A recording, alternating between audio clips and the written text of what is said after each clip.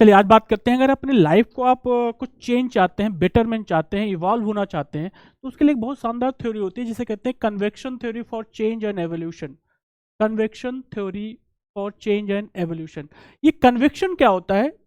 Science का बहुत simple सा एक मेथड है, उसको समझिएगा। आप घर में जब पानी गर्म करते हैं, घर में पानी गर्म करते होंगे तो इसको कंटेनर में रखते हैं और इसको किसी भी तरीके से हीट देना शुरू करते हैं।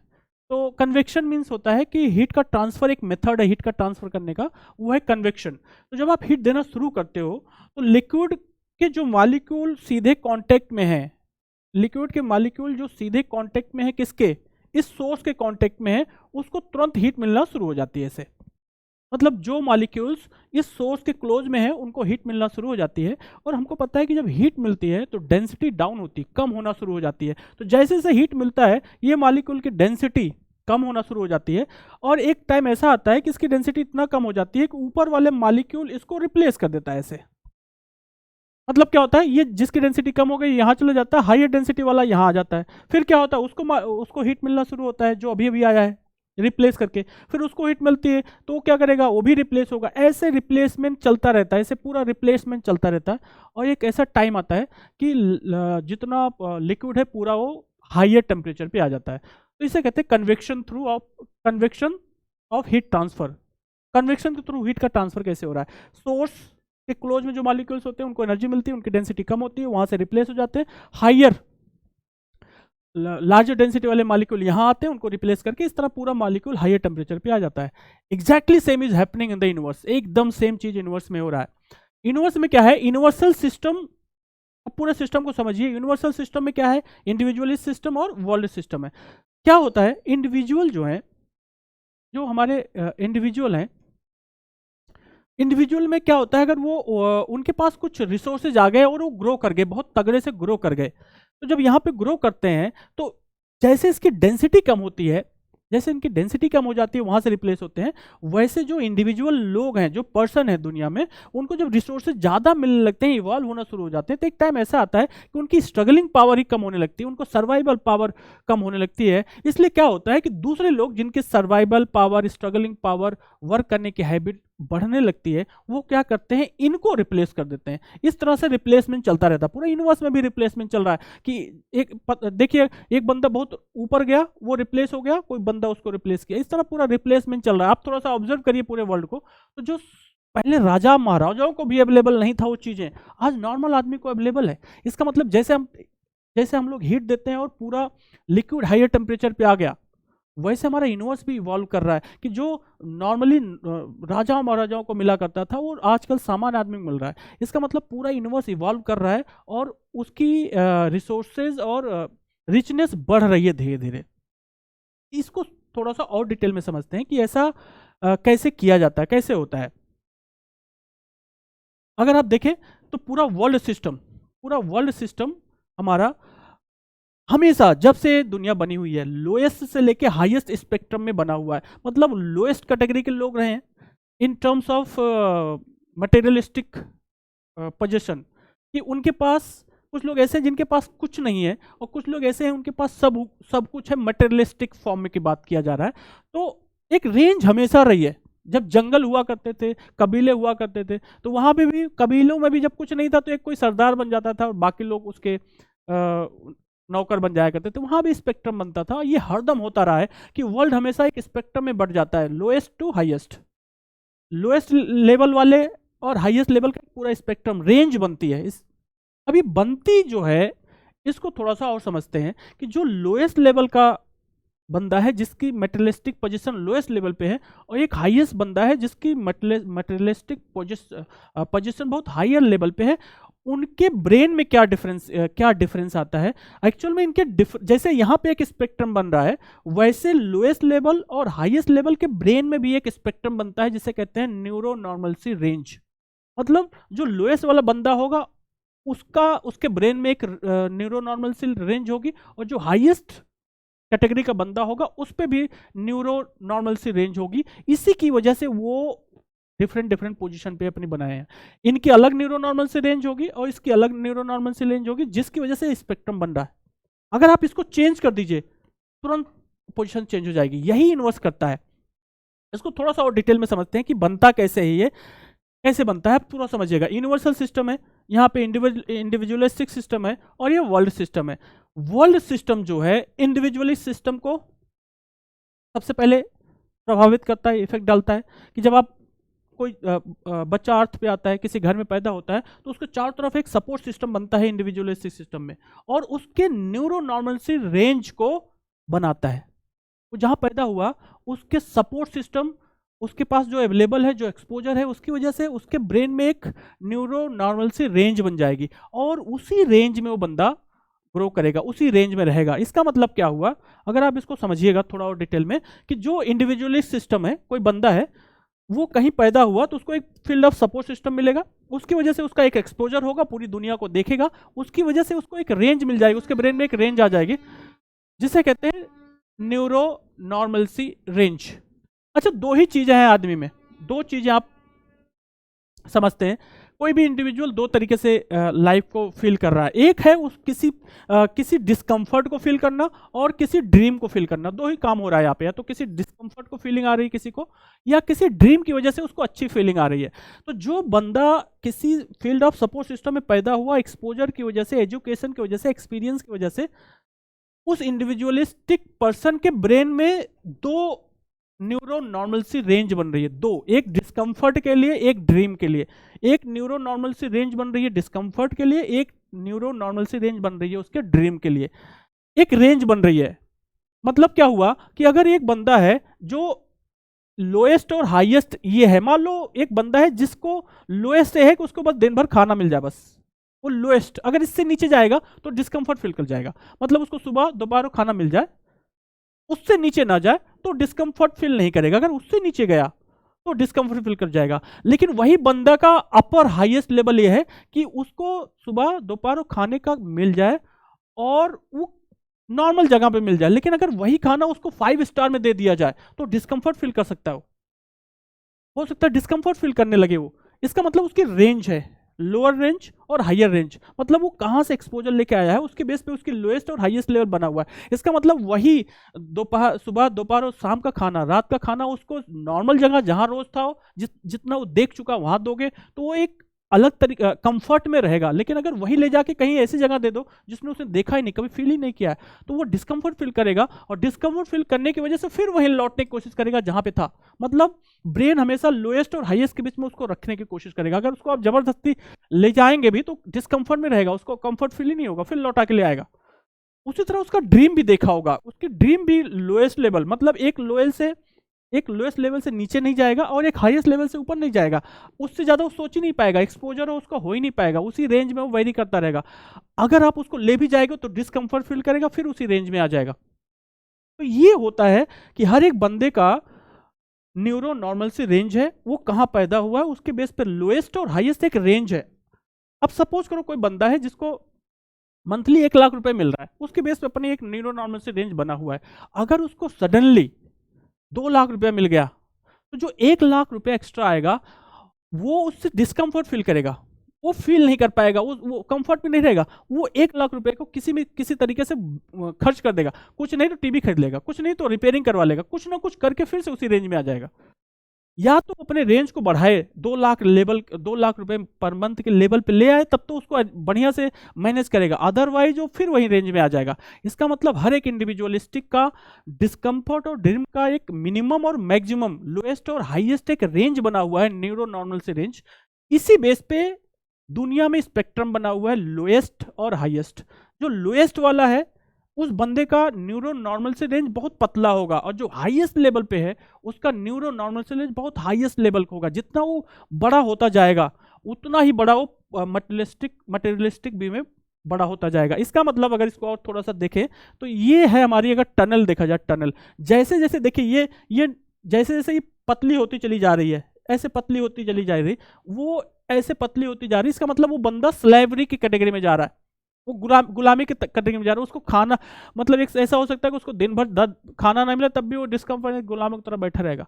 और इधर क्या होगा, जैसे से ऊपर उठता चला जाएगा वो बंदा, उसको कुछ भी मिल जाए उसको पूरी दुनिया की दौलत में मिल जाए तो बादशाह की तरह एक्सेप्ट करेगा, उसको कोई भी डिस्कम्फर्ट फील नहीं होगा। अच्छा, अगर वो नीचे भी आ जाए तब भी डिस्कम्फर्ट फील नहीं करेगा। ऐसा नहीं है कि केवल ऊपर जाएगा, कहीं भी जाए।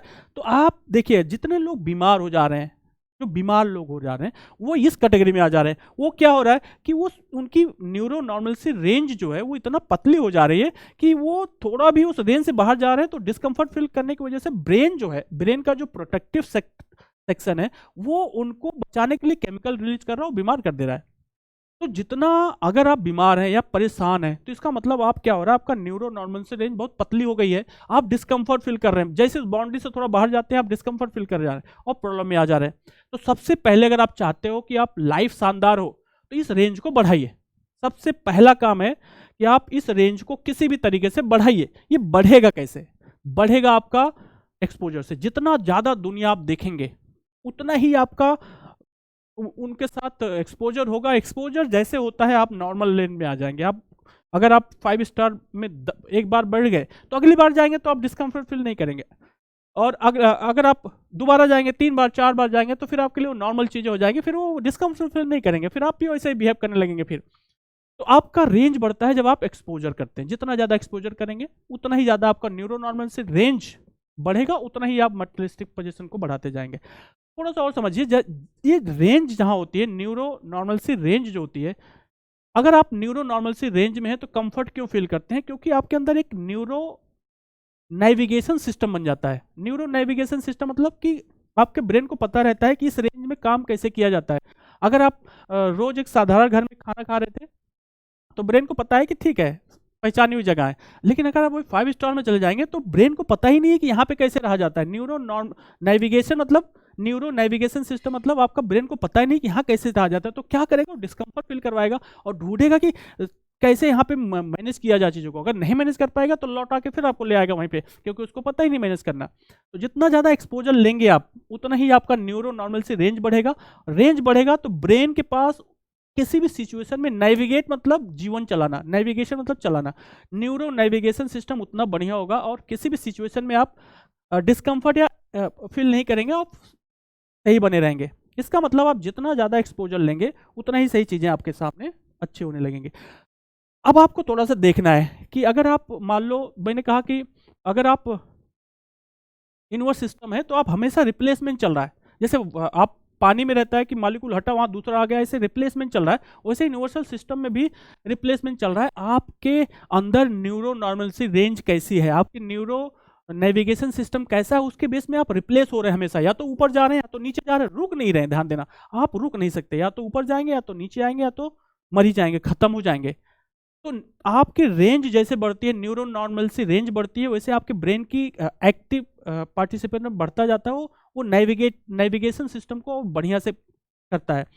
तो आपको कैसे पता चले कि आप ऊपर जाएंगे या नीचे जाएंगे? आपका न्यूरो नॉर्मल सी लेवल बढ़ रहा है, आपको न्यूरो नॉर्मल सी रेंज बढ़ रही है या श्रिंक कर जा रही है? एक्सपेंड कर रही है तो श्रिंक कर जा रही है। उसके कुछ सिम्टम्स होते हैं, आप अगर देखें तो आपको पता चल जाएगा। सबसे पहली चीज, अगर आपकी न्यूरो नॉर्मल सी रेंज श्रिंक कर रही है, मतलब आप रिप्लेस होने वाले हैं, आपको हटाया जा रहा है, मतलब आप यूनिवर्सल सिस्टम आपको हटा के किसी और को लाने वाला है, तो सबसे पहले अपनी हैबिट को देखिए, आपकी एक्सटर्नल डिपेंडेंसी बढ़ जाएगी। एक्सटर्नल डिपेंडेंसी मतलब टीम और टेक्नोलॉजी पे डिपेंडेंसी बढ़ जाएगी। आपका एक्टिव पार्टिसिपेशन कम होने लगेगा। आप लोगों को कहेंगे ये कर दीजिए, लोगों से कहेंगे ये कर दीजिए, आप खुद एक्टिव पार्टिसिपेशन नहीं करेंगे, जिससे आपके न्यूरो नेविगेशन सिस्टम को पता ही नहीं रहेगा कि अगर मान लो सिचुएशन अराइज हो गई तो उसको कैसे किया जाए। तो आपकी डिपेंडेंसी बढ़ जाएगी, टीम और टेक्नोलॉजी पे डिपेंडेंसी बढ़ेगी। तो अगर मान लो टीम और टेक्नोलॉजी वहाँ नहीं है तो आपको पता ही नहीं कि उसको किया कैसे जाए, तो आपका न्यूरो नॉर्मल से रेंज श्रिंक कर जाएगी। और आप, क्योंकि न्यूरो नेविगेशन सिस्टम ब्रेन जानता ही नहीं कैसे किया जाए, तो आपको सबसे पहली चीज़ आएगी गुस्सा, क्योंकि जब ब्रेन को पता नहीं था कैसे किया जाए तो गुस्से में आ जाता है। तो पहला लक्षण आपको, अगर आप एक्टिव पार्टिसिपेशन आपका हटने लगे, आप जो काम करना चाह रहे हैं उसमें खुद नहीं पार्टिसिपेट कर रहे हैं, टीम और टेक्नोलॉजी पे डिपेंड कर जा रहे हैं, इसका मतलब आपका रिप्लेसमेंट होना तय है। आज नहीं तो कल रिप्लेस हो जाएंगे, कोई और आएगा वहाँ पे। दूसरा, शो ऑफ बढ़ेगा आपका। जैसे इंटरनल क्वालिटी आपकी बढ़ती है, इंटरनल क्वालिटी जैसे घटती है, डिक्रीज करती है, इंटरनल नेविगेशन रेंज जैसे कम होना शुरू हो जाती है, आप शो ऑफ करना शुरू कर देते हैं। आप देखिए आपकी लाइफ दो तरीके से, एक इंटरनल एक external, internal support and external support. जब इंटरनल सपोर्ट आपका इंटरनल वीकनेस बढ़ने लगेगी तो आप पूरी तरह एक्सटर्नल पे डिपेंड करने लगते हैं, तो उस पर शो ऑफ होना लगेगा। अपने नाम को बताते समय अपने क्या करेंगे, आपकी जो डिग्री है उसको बताने लगेंगे, अपने खानदान का नाम लेने लगेंगे, भाई जाति धर्म सबका नाम लेना शुरू कर देंगे। सबसे पहले उस पर पूरी दुनिया की जानकारी अपने नाम के साथ जोड़ लेंगे, जिससे ये पता लगेगा। इससे अगर आप ऐसा करना शुरू कर दे रहे हैं तो मान लीजिए कि आपके अंदर इंटरनल वीकनेस आना शुरू हो गई है, आप जल्दी ही रिप्लेस हो जाएंगे। दूसरा, आपकी लैंग्वेज बदलेगी। यहाँ सब लोग जो लैंग्वेज बात कर रहे हैं आप कुछ और बात करने लगेंगे। आप अपने आप को अलग दिखाने की कोशिश करेंगे, क्योंकि इंटरनल है नहीं कुछ, तो एक्सटर्नली दिखाएंगे कि मैं ऐसा हूँ, मैं तो सुपीरियर हूँ, तो आपकी लैंग्वेज बदलेगी। तीसरा होता है आपका अपीयरेंस, आप कपड़े या रहन सहन बदलने की कोशिश करेंगे, जिससे लोग प्रभावित हो जाए, आपके इंटरनल वीकनेस को ना देख पाए और आप उसके अपने आप को कवर कर लेंगे कि मैं ऐसा हूं, और इंटरनली वीक होंगे लेकिन एक्सटर्नली दिखाने की कोशिश करेंगे। सबसे बड़ी रिजिडनेस आ जाएगी। रिजिडनेस, रिजिड मतलब आपको क्या ना, एक्सेप्टेंस घट जाएगा एकदम, कि कोई भी चीज हो रही है आप कहेंगे नहीं ऐसा ही होना चाहिए, क्योंकि आपकी इंटरनल वीकनेस बहुत ज़्यादा हो गई है, तो आप उसको एडजस्ट नहीं कर पाएंगे, तो रिजिडनेस आ जाएगी। उसके बाद एंगर, ये सबसे बड़ा। जब ज़्यादा गुस्सा आपको आने लगे तो एक बात समझ जाइए कि न्यूरो नॉर्मल सी रेंज लगभग सिकुड़ गई है, श्रिंक कर गई है। आप थोड़ा भी इधर उधर हो रहा है तो आप डिस्कम्फर्ट फील कर जा रहे हैं, इसका मतलब इंटरनली एकदम जीरो हो चुके हैं, आप एक्सटर्नली डिपेंड कर गए हैं, और उसकी वजह से न्यूरो नॉर्मल सी रेंज श्रिंक कर गई है, न्यूरो नेविगेशन सिस्टम खत्म हो चुका है, किसी भी सिचुएशन को आप टैकल नहीं कर पा रहे, रिस्पॉन्सिबिलिटी ले नहीं पा रहे हैं, ब्रेन काम कर नहीं रहा है, तो आपको एंगर आएगा। आप सोचेंगे कोई और आके कर दे, एक्सटर्नल डिपेंडेंसी बढ़ जाएगी आपकी, कोई और कर देगा। लेकिन कोई अगर आपको अवेलेबल नहीं होगा तो आपको आएगा गुस्सा, क्योंकि न्यूरो नेविगेशन सिस्टम कुछ पता ही नहीं कि काम कैसे किया जाए।